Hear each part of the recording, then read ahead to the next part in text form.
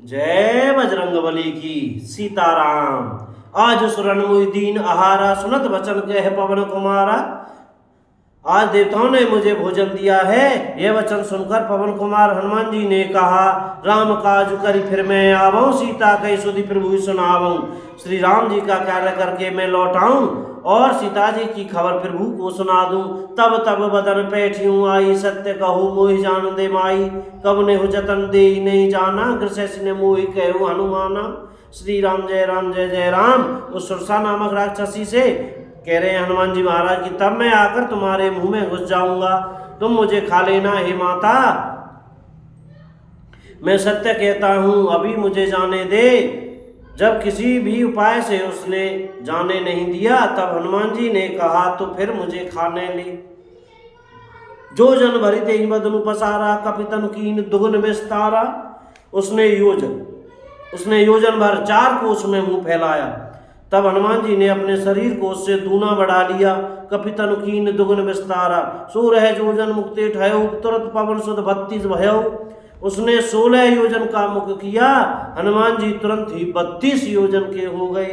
जस जस सुरसा बदनु बढ़ावा, तास दून कपिल रूप दिखावा।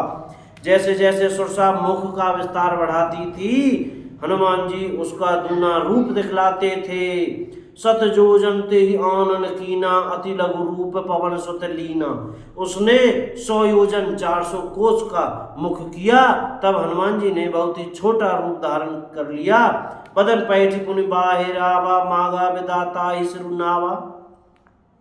और वे उसके मुख में घुसकर तुरंत फिर बाहर निकल आए और उसे सिर नवा कर विदा मांगने लगे। उसने कहा, मैंने तुम्हारे बुद्धि बल का भेद पा लिया, जिसके लिए देवताओं ने मुझे भेजा था। मुहि सुरन जेहि लागी पठावा, बुद्धि बल मर्म तूर में पावा। और राम काज सब करे तुम बल बुद्धि निदान, आशीष दे गई सो चलो हर्षि हनुमान। आशीष दे गई सो हर्षि चले हनुमान। श्री राम जय जय राम। तुम श्री रामचंद्र जी का सब कार्य करोगे, क्योंकि तुम बल बुद्धि के भंडार हो। ये आशीर्वाद देकर वह चली गई। तब हनुमान जी महाराज हर्षित होकर चले। निश्चर एक सिंधु में रही, करी माया नभु के खग गई।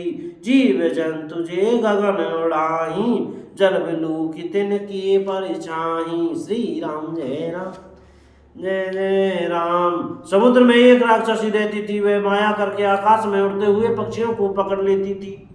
आकाश में जो जीव जंतु उड़ा करते थे, वे जल में उनकी परछाई देखकर उनको पकड़ती थी। सीताराम फिर खाया करती थी। राधे श्याम।